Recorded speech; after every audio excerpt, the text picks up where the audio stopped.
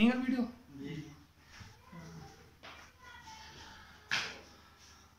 चले आगे, पहले हम कल का रिवाइज करते हैं।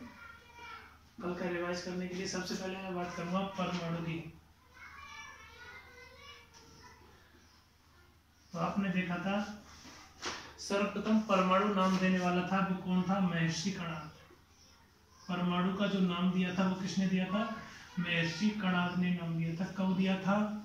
600 ईसा पूर्व। महर्षि कणाद ने ऐसे कहा कि ब्रह्मांड का सबसे सूक्ष्मतम कण है वो कण क्या कहलाता है? परमाणु कहलाता है। ऐसा कुछ केवल ये महर्षि कणाद ने कहा। इसके बाद में वैज्ञानिक की बात करूंगा तो सबसे पहले आते हैं हमारे पास में डाल्टन। डाल्टन आया। डाल्टन कब आया? 1808 में आया।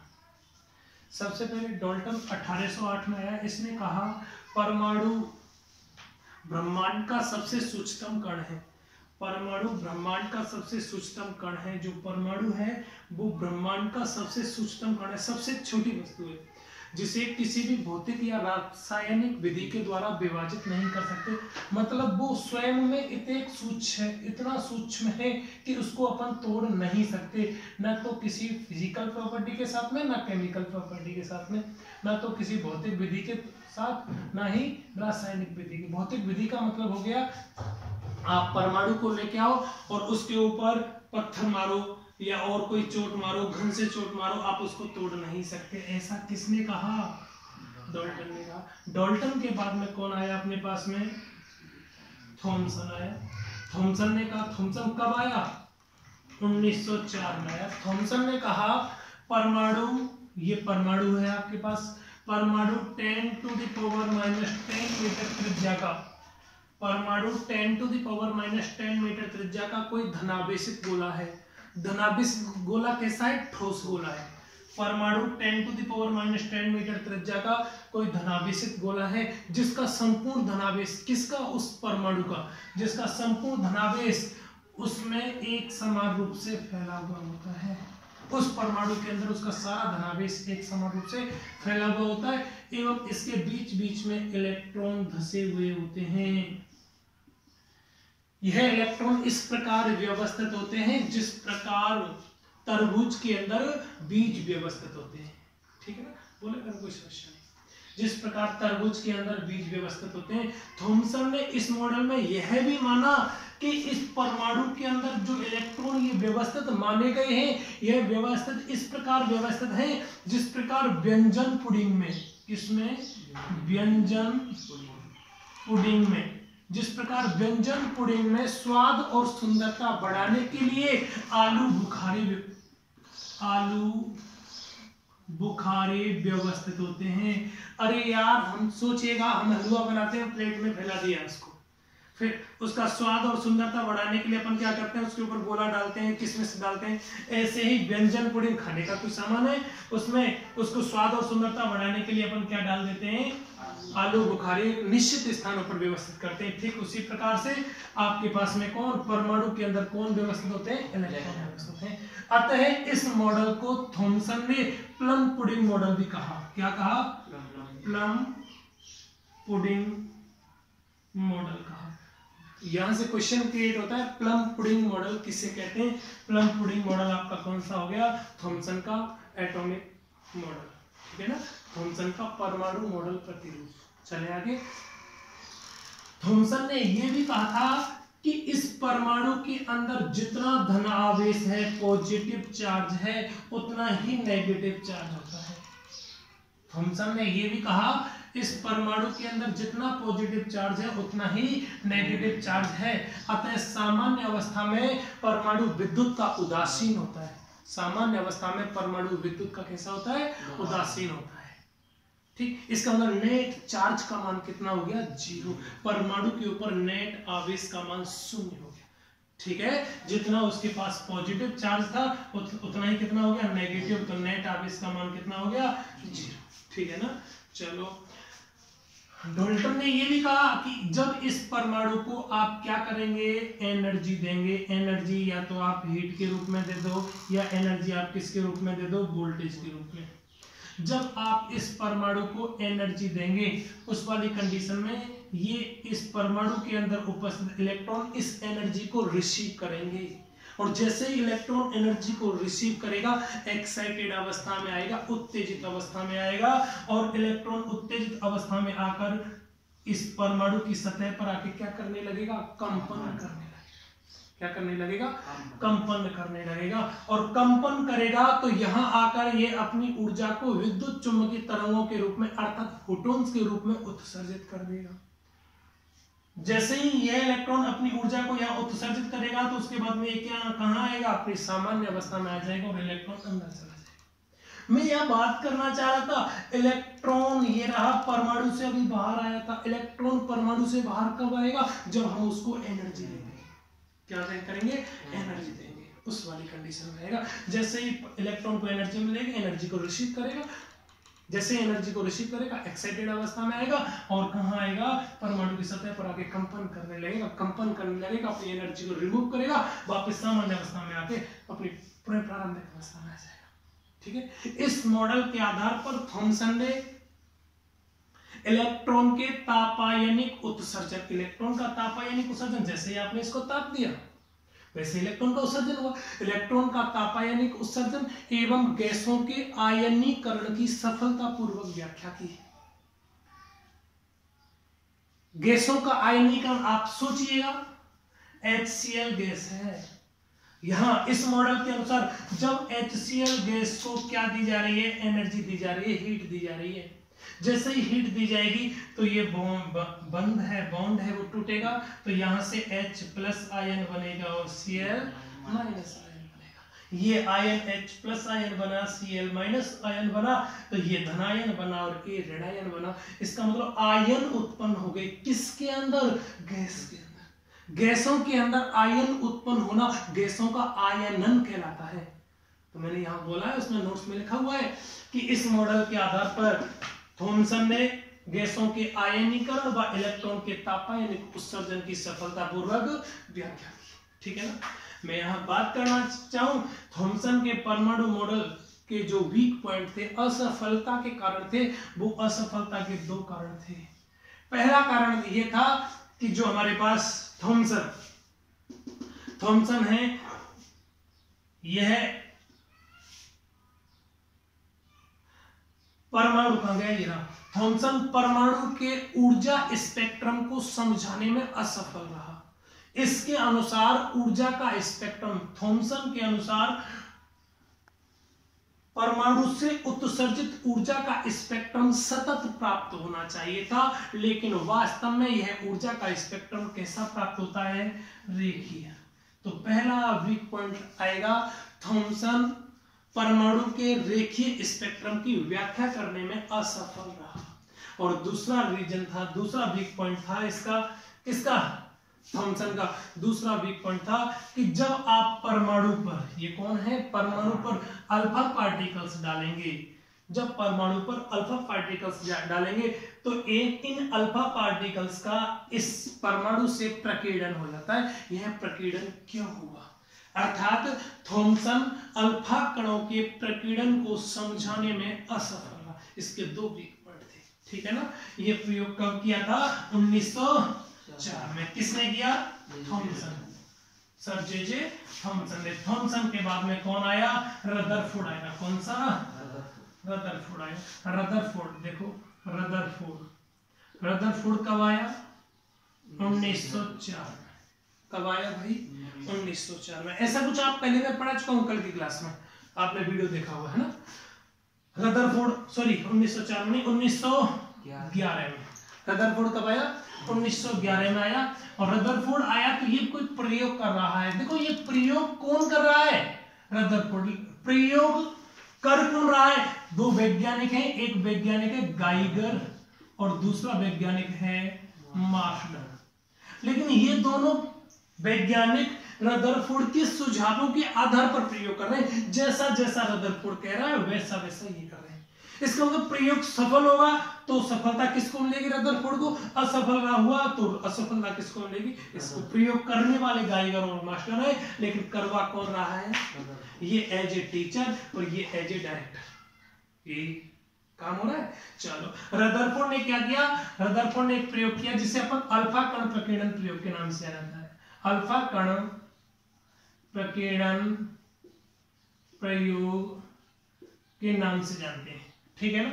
अल्फा प्रकीर्णन प्रयोग में क्या किया, रदरफोर्ड ने एक अल्फा कौन ले लिया, स्वर्ण पत्र ले लिया, स्वर्ण पत्र, पतला स्वर्ण पत्र लिया, पतला स्वर्ण पत्र लिया, इसकी मोटाई 2.1 × 10⁻⁷ मीटर। जो पतला स्वर्ण पत्र, सोने की एक पतली पन्नी ले ली, ठीक है ना। इस सोने की पतली पन्नी पर अल्फा कणों की बौछार की। यहां से कौन आ रहे हैं, अल्फा कण आ रहे हैं। ये अल्फा कण जिस किसी स्थान से, जिस किसी डिवाइस से उत्पन्न हो रहे हैं, ये कौन है, कोई रेडियो एक्टिव पदार्थ है। आपकी बुक के अंदर केवल रेडियो एक्टिव पदार्थ बोल रखा है। बात आती है रेडियो एक्टिव पदार्थ क्या होते हैं। आवर्त सारणी में परमाणु क्रमांक 83 के बाद में जितने भी परमाणु हैं सारे रेडियो एक्टिव हैं, सारे परमाणु कैसे रेडियो एक्टिव है, ठीक है ना। चलो, रेडियो एक्टिव परमाणु ऐसे परमाणु होते हैं जिनका स्वतः ही विघटन हो जाता है। जैसे आप पेट्रोल को यहां रख दो खुले में, स्वतः ही पेट्रोल क्या हो जाएगा, उड़ जाएगा, तो पेट्रोल को अपन रेडियो एक्टिव बोलते हैं। ऐसे वे परमाणु जिनका स्वतः ही विघटन हो जाता है, उन परमाणुओं को, उन पदार्थों को अपन रेडियो एक्टिव पदार्थ कहते हैं, उन परमाणु को रेडियो एक्टिव परमाणु कहते हैं, ठीक है ना। चलो, कोई रेडियो एक्टिव परमाणु ले लिया या रेडियो एक्टिव पदार्थ ले लिया, रियल में इस प्रयोग किया था, तब जो परमाणु लिया था वो कौन लिया था, बिस्मिथ, जिसका एटॉमिक नंबर कितना है आवर्त सारणी में 83 है, ठीक। इस बिस्मिथ से अल्फा कणों को किस पर बौछार, अल्फा कणों की बौछार किस पर कराई, स्वर्ण पत्र पर। ये कौन है बेटा, स्वर्ण पत्र है, ठीक। पहली बात आती है कि भाई यहां स्वर्ण पत्र ही क्यों लिया। स्वर्ण पत्र इस अल्फा कण प्रकीर्णन प्रयोग में स्वर्ण पत्र इसलिए चुना गया क्योंकि सोने का नाभिक अल्फा कण के नाभिक की तुलना में या अल्फा कण की तुलना में लगभग 50 गुना भारी होता है। ये भारी है और ये हल्का है। जब इसकी इस पर बौछार करेंगे तो इससे इसका प्रकीर्णन आसानी से हो जाएगा। प्रकीर्णन का मतलब हो गया किसी पदार्थ से टकराकर अपने पथ से विक्षेपित होना, अपने पथ से विक्षेपित होना। आप सोचिएगा, यहां पर इस स्थान पर कोई 5 किलो का पत्थर रखा हुआ है, यहां आके लटक रहा है 5 किलो का पत्थर या रखा हुआ है। यहां आकर इससे एक बॉल आती है 100 ग्राम की, जैसे बॉल आएगी इससे टकराकर अपने पथ से क्या हो जाएगी, डिस्टर्ब हो जाएगी। इसका मतलब बॉल का प्रकीर्णन हो गया। ये 5 किलो का है, ये 100 ग्राम का है, तो इसका इससे प्रकीर्णन हो गया। अगर ये 5 किलो की है और आपके पास में कोई 100 किलो का पदार्थ है और इससे आके टक्कर करता है, तो ये घर जाएगा क्या, ये ऐसे आएगा, किसी को लेके चला जाएगा, प्रकीर्णन नहीं होगा। यहां स्वर्ण पत्र को इसलिए चुना गया ताकि अल्फा कणों का इससे प्रकीर्णन आसानी से हो सके। जो अल्फा पार्टिकल्स आ रहे थे इनका वेग था 2.1 × 10⁻⁷ मीटर/सेकंड, ठीक है क्या। आप बुक में देखते हैं तो यहां लगभग मिलेगा 10⁻⁷ नहीं 10⁻⁶ मीटर।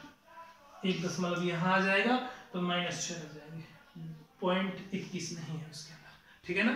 चलो, और ये अल्फा पार्टिकल्स एक पतले किरण पुंज के रूप में जाएं, इसलिए यहां उसने रदरफोर्ड ने क्या लगवा दी, पीवी की ईंट लगवा दी, लेड की ईंट। इसके चारों तरफ जिंक सल्फाइड का पर्दा लगा दिया।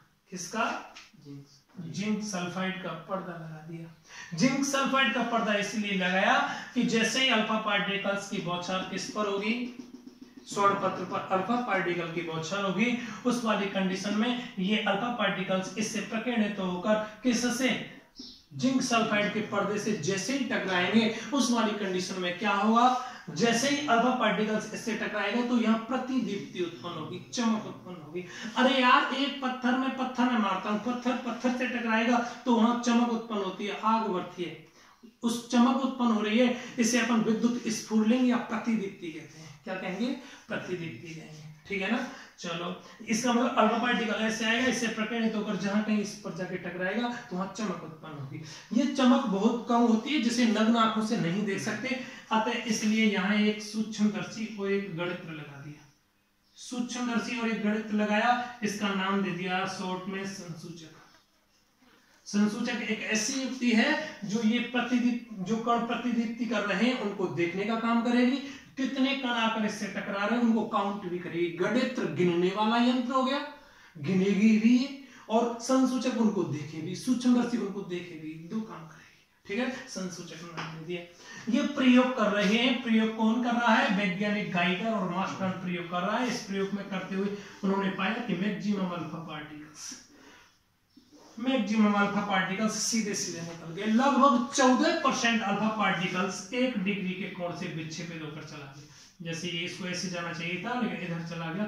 ये जो कोण बन रहा है वो 1 डिग्री के कोण से, 1 डिग्री के कोण से प्रकीर्णित होकर जाने वाले कणों की संख्या कितनी थी? 14% थी। लगभग अगर वो 8000 अल्फा पार्टिकल्स की बौछार करता है, उनमें से एक पार्टिकल 90 डिग्री के कोण पर चला गया। ऐसे लगभग 20,000 अल्फा पार्टिकल डालता है तो लगभग 20,000 में से 18 से 20,000 अल्फा कणों में से एक अल्फा कण 120 डिग्री के कोण से इधर चला गया। लगभग अगर यहां से 80 से 100,000 अल्फा कण डालता है, मतलब 1,10,6 अल्फा कणों की बौछार करता है, तो एक अल्फा कण जिस रास्ते से गया था उसी रास्ते से वापस लौट आता है, मतलब 180 डिग्री के कोण से प्रकीर्णित होता है। जैसे ही इनका प्रकीर्णन हो रहा है, जैसे ये मैक्सिमम अल्फा पार्टिकल सीधे जा रहे हैं, इन सबको देखकर वैज्ञानिक रदरफोर्ड कुछ निष्कर्ष निकालता है। एक्चुअली ये प्रयोग कहां हो रहा है? लैब के अंदर हो रहा है। कहां पर हो रहा है? लैब के अंदर प्रयोग हो रहा है। जब ये प्रयोग हो रहा है वहां पर कौन कौन बैठे हुए हैं? थॉमसन बैठा हुआ है, ये प्रयोग कर रहे हैं वहां बहुत सारे वैज्ञानिक हैं। थॉमसन ने पहला परमाणु प्रतिरूपण दे दिया, उसके बाद में ये दे रहा है, तो वहां पर कौन आया? थॉमसन भी आया उसको देखने के लिए। रदरफोर्ड स्वयं प्रयोग कर रहा, बता रहा है। रदरफोर्ड है, गाइगर, मार्शल है। रदरफोर्ड का एक दोस्त भी है निल्स बोर, जिसे बोहर बोलते हैं अपन, निल्स बोर भी है, वो भी वहां आया हुआ और बहुत सारे वैज्ञानिक हैं इस प्रयोग को वहां कर रहे हैं उन सबके सामने। जैसे ये प्रयोग हो रहा था, मैक्सिमम अल्फा पार्टिकल से सीधे जा रहे थे। इन मैक्सिमम अल्फा पार्टिकल सीधे जा रहे हैं, इन अल्फा कणों, ये अल्फा कण स्वर्ण पत्र में होकर सीधे जा रहे हैं। इनका मतलब होता है कि जो आपका परमाणु है, इस परमाणु का अधिकांश भाग कैसा होता है? खोखला। कैसा होता है? खोखला। जबकि थॉमसन ने क्या कहा था? परमाणु गोल है और ठोस है, गोल है और ठोस। इसका मतलब थॉमसन ने जो कुछ भी कहा था वो चीज यहां आकर क्या हो गई? फेल हो गई। पहला इसका प्लस पॉइंट, रदरफोर्ड का प्लस पॉइंट कौन सा बन गया? कि परमाणु का अधिकांश भाग कैसा होता है? खोखला होता है। क्यों हुआ ये? क्योंकि मैक्सिमम अल्फा पार्टिकल्स बिना किसी प्रकीर्णन के सीधे सीधे निकल गए। ऐसा ही हो रहा है। और देखो, कुछ अल्फा पार्टिकल्स ऐसे आ रहे हैं और ऐसे जा रहे हैं, अल्फा कण हैं। अल्फा कण किसे कहते हैं? हीलियम के नाभिक को बोलते हैं बेटा, हीलियम के नाभिक को। हीलियम का नाभिक में धनायन होते हैं। इसका मतलब अल्फा कण पर जो आवेश होगा वो धनावेश होगा। कौन सा आवेश होगा? धनावेश होगा। ठीक है ना। अब देखो, यहां आपके पास में कोई पदार्थ रखा हुआ है, सोने का, सोना। ये अल्फा पार्टिकल्स आ रहा है और आकर ही ऐसे ऐसे जा रहा है, ऐसे ऐसे ही जा रहा है प्रकीर्णित होकर। ऐसा प्रकीर्णन हो रहा है। इसका मतलब क्या हो रहा है? यहां तो कोई आदमी बैठा हुआ है, यहां पर, यहां सोने का नाभिक है, यही हो रहा है ना। यहां सोने का नाभिक है और इधर से कोई पार्टिकल्स आ रहा है। और ये पार्टिकल्स ऐसे आ रहा है, ऐसे ऐसे आ रहा है। ये इस पर कोई बल लगा रहा है, ऐसे बल लगा रहा है, तो ये यूं जा रहा है, यूं तो जा रहा है, दूर से आ रहा है। देखो, दूर होकर गया तो सीधा सीधा चला गया। ये ऐसे आया तो यूं चला गया, और पास में आया तो और ज्यादा प्रकीर्णित हो गया, और पास में आएगा तो ये लौट के वापस चला गया। इसका मतलब ऐसा कब हो रहा है? ये इसके ऊपर कोई बल लगा रहा है, जो बल लगा रहा है वो प्रतिकर्षण बल है। यार, बल दो प्रकार के होते हैं, एक आकर्षण और एक प्रतिकर्षण। अगर ये इसको अपनी ओर खींच लेता, अपने में घुसा लेता, इसका मतलब आकर्षण हो जाता। लेकिन ये तो ऐसे आकर ऐसे भेजता है, प्रतिकर्षण। प्रतिकर्षण कब होगा? जब ये धनावेश है तो इस पर भी कौन सा आवेश होना चाहिए? धनावेश। ये अल्फा पार्टिकल है, ये तो धनावेश है ही है, श्योर। इस पर भी कौन सा आवेश होना चाहिए? धनावेश। आप देखो, अल्फा पार्टिकल पर धनावेश आ रहा है, तो यहां कौन सा आवेश होना चाहिए? धनावेश होना चाहिए। इस परमाणु का संपूर्ण धनावेश यहां होना चाहिए, यहां होना चाहिए। इस तथ्य के आधार पर रदरफोर्ड ने कहा, इस परमाणु का टोटल पॉजिटिव चार्ज, संपूर्ण धनावेश एंड मैक्सिमम मास, अधिकांश द्रव्यमान, उसके अंदर, किसके? परमाणु के अंदर, उसके अंदर एक अति सूक्ष्म स्थान पर संकेंद्रित होता है, जिसे केंद्रक या नाभिक बोलते। क्या कहेंगे? केंद्रक और नाभिक कहेंगे। 2 प्लस पॉइंट हो गए। किसके? दो कौन कौन से थे? अधिकांश भाग खोखला, ये हो गया। परमाणु का अधिकांश भाग खोखला होता है। और दूसरा कौन सा है? दूसरा ये परमाणु का संपूर्ण धनावेश एवं अधिकांश द्रव्यमान उसके अंदर केंद्र में एक अति सूक्ष्म स्थान पर संकेंद्रित होता है, जिसे अपन केंद्रक या नाभिक हो गया ना। तीसरा पॉइंट और बोला, तीसरा पॉइंट रदरफोर्ड ने बोला कि ये आपके पास में कौन है? ये नाभिक, ये परमाणु, ये उसके अंदर नाभिक धनावेश हो गया। इसके चारों तरफ कौन चक्कर लगा रहे हैं? इलेक्ट्रॉन चक्कर लगा रहे हैं। तीसरा पॉइंट रदरफोर्ड ने बोला, परमाणु के अंदर नाभिक के चारों ओर वृत्ताकार मार्ग में इलेक्ट्रॉन चक्कर लगाते रहते हैं। कौन चक्कर लगाते रहते हैं? इलेक्ट्रॉन। देखो यहाँ बहुत लफड़ा होता है। मैंने बोला ये जो प्रयोग हो रहा है, बोल रहा है अपने हो रहा था, वहां बहुत सारे वैज्ञानिक थे। वैज्ञानिकों में थॉमसन भी था ना। तो थॉमसन ने कहा, क्या कहा था? थॉमसन ने कहा परमाणु कैसा है? गोल और ठोस। इसने कैसे कहा? क्या कहा? खोखला। रदरफोर्ड ने किसको फेल कर दिया? थॉमसन को। रदरफोर्ड ने थॉमसन को फेल कर दिया। अब ये बताओ, थॉमसन रदरफोर्ड का दुश्मन होगा या यार होगा? यार होगा क्या? यार तो नहीं होगा यार, दुश्मन होगा, क्योंकि रदरफोर्ड ने थॉमसन को फेल कर दिया। थॉमसन ने क्या कहा कि उसने कहा कि परमाणु गोल है और ठोस है। रदरफोर्ड ने कहा नहीं, ऐसा नहीं होता, ये खोखला है। उसके बाद तो झूठी साबित कर दिया। इसका मतलब रदरफोर्ड और ये दोनों अब एक दूसरे के अपोजिट हो गए। लेकिन अब क्या होता है, वहां थॉमसन जैसे असफल हुआ था वो तो ठीक है। अब थॉमसन इस विचार को किए हुए बैठा हुआ था कि बेटा अब मैं देखता हूं, अगर तेरा एक भी वीक पॉइंट आया मैं तुझे ऑन स्पॉट फेल कर दूंगा अभी। तो जैसे ही रदरफोर्ड ने ये कहा था कि ये परमाणु है, इसके अंदर ये नाभिक है और इसके चारों तरफ कौन चक्कर लगा रहा है? इलेक्ट्रॉन चक्कर लगा रहा है, ऐसा रदरफोर्ड ने कहा। तीसरे पॉइंट में ऑन स्पॉट तभी कौन खड़ा हो गया? थॉमसन खड़ा हो गया। उसने ऑब्जेक्ट, उसने कहा कि ऐसा संभव नहीं है। क्यों? कि जब चिरसम्मित या क्वांटम यांत्रिकी के अनुसार जब इलेक्ट्रॉन नाभिक के चारों तरफ चक्कर लगाएगा, आप सोचो, मैं किसी भी पार्टिकल के चारों तरफ चक्कर लगा रहा हूं, मैं कितने दिन तक चक्कर लगा सकता हूँ? पूरी जिंदगी चक्कर लगाता रह सकता हूँ क्या? नहीं भाई, मैं भी चक्कर लगाना स्टार्ट करूंगा 1 घंटा 2 घंटा तक थक जाऊंगा, मेरी एनर्जी में लॉस होगा। सेम कंडीशन यहाँ होगी कि यदि इलेक्ट्रॉन नाभिक के चारों तरफ चक्कर लगा रहा है तो गति करते हुए इलेक्ट्रॉन की ऊर्जा में कमी होगी। जब इलेक्ट्रॉन की ऊर्जा में कमी होगी तो ये धीरे धीरे कहाँ आएगा? नाभिक के पास में आएगा। नाभिक के पास में, भाई ऐसे आप सोचो, ये नाभिक है, यह इलेक्ट्रॉन चक्कर लगा रहा है, तो इस प्रकार से आएगा, धीरे धीरे कहां आएगा? नाभिक के पास आएगा। और सर्पी वलयाकार पथ, ये सर्पिल हो गई, सर्पी वलयाकार पथ तय करता हुआ इलेक्ट्रॉन कहां गिर जाना चाहिए? नाभिक में गिर जाना चाहिए। और जब इलेक्ट्रॉन नाभिक में गिर जाना चाहिए तो नाभिक का अस्तित्व खत्म हो जाना चाहिए। इसका मतलब परमाणु अस्थायी होना चाहिए। क्या होना चाहिए?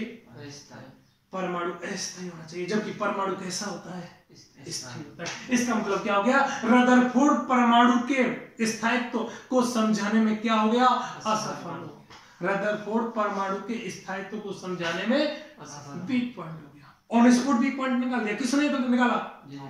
थॉमसन ने निकाला। ठीक, पहला तो स्थायित्व को समझाने में, स्थायित्व को समझाने में क्या हो गया? असफल हो गया। और दूसरा वीक पॉइंट क्या था रदरफोर्ड का? दूसरा वीक पॉइंट था कि यह ऊर्जा के स्पेक्ट्रम को समझाने में असफल रहा। ऊर्जा के, भाई इसके अनुसार, किसके? रदरफोर्ड के अनुसार ऊर्जा का जो स्पेक्ट्रम है वो कैसा प्राप्त होना चाहिए? सतत। सतत क्यों? कि देखो, जब इलेक्ट्रॉन यहाँ चक्कर लगा रहा है तो इलेक्ट्रॉन की एनर्जी ज्यादा है, धीरे धीरे इसने एनर्जी कम कर उत्सर्जित करके अपनी एनर्जी कम की। इसका मतलब यहाँ से और यहाँ तक की सारी ऊर्जा उसने यहाँ से यहाँ तक आया, सब ऊर्जा रिमूव कर दी। जब उसने ऊर्जा उत्सर्जित की है, ऊर्जा उत्सर्जित की है, तो वो फोटोन के रूप में उत्सर्जित की है। E बराबर होता है h new. E is directly proportional new. यहाँ उसकी ऊर्जा ज्यादा है, यहाँ ऊर्जा कम है। यहाँ से यहाँ तक हर संभव ऊर्जा है उसके पास। तो इसका मतलब उसके पास हर संभव ऊर्जा है, तो हर संभव आवृत्ति की विद्युत चुंबकीय तरंगें जनरेट करेगा। अगर इन तरंगों का मैं स्पेक्ट्रम खींचूंगा तो एक सतत स्पेक्ट्रम प्राप्त होगा। सतत का मतलब उस स्पेक्ट्रम में सब प्रकार की लाइन होंगी, छोटी बड़ी सभी प्रकार की, सतत स्पेक्ट्रम प्राप्त होना चाहिए। लेकिन यहाँ सतत स्पेक्ट्रम प्राप्त ना होकर कैसा स्पेक्ट्रम प्राप्त होता है? रेखीय स्पेक्ट्रम प्राप्त होता है। कैसा? रेखीय। भाई मैं वापिस बोलूंगा, रदरफोर्ड ने वैज्ञानिक गाइगर व मार्शल की हेल्प लेकर कोई प्रयोग किया था। उस प्रयोग में उसने 2-3 बात बताई। 2 बात कौन कौन सी, 3 बात कौन कौन सी बताई? परमाणु का अधिकांश भाग खोखला होता है, ठीक है। संपूर्ण धनावेश अधिकांश द्रव्यमान उसके केंद्र में स्थित होता है, ठीक है। इलेक्ट्रॉन नाभिक के चारों ओर चक्कर लगाता रहता है, ठीक है। लेकिन चक्कर क्यों लगाता रहता है? परमाणु के स्थायित्व को समझाने में ये क्या हो गया? फेल हो गया। ऊर्जा के स्पेक्ट्रम को समझाने में क्या हो गया? फेल हो गया। लेकिन यार ये कौन कह रहा था? रदरफोर्ड कह रहा था, प्रयोग कर रहा था। रदरफोर्ड का दोस्त भी वहां बैठा हुआ था। दोस्त कौन था? Niels Bohr. नील्स बोर कह रहा है यार रदरफोर्ड जो कुछ भी कह रहा है ना वो सही कह रहा है। मतलब इलेक्ट्रॉन नाभिक के चारों तरफ वास्तव में चक्कर तो लगाता रहता है, लेकिन चक्कर क्यों लगा रहा है ये उसको समझा नहीं पा रहा है। ये उसको समझा नहीं पा रहा है। ये 1911 में कह रहा है रदरफोर्ड, वो कंटिन्यू इसी बात के ऊपर विचार करता रहा। कौन? बोर विचार करता है। नील्स बोर विचार करता है क्या क्या हो सकता है?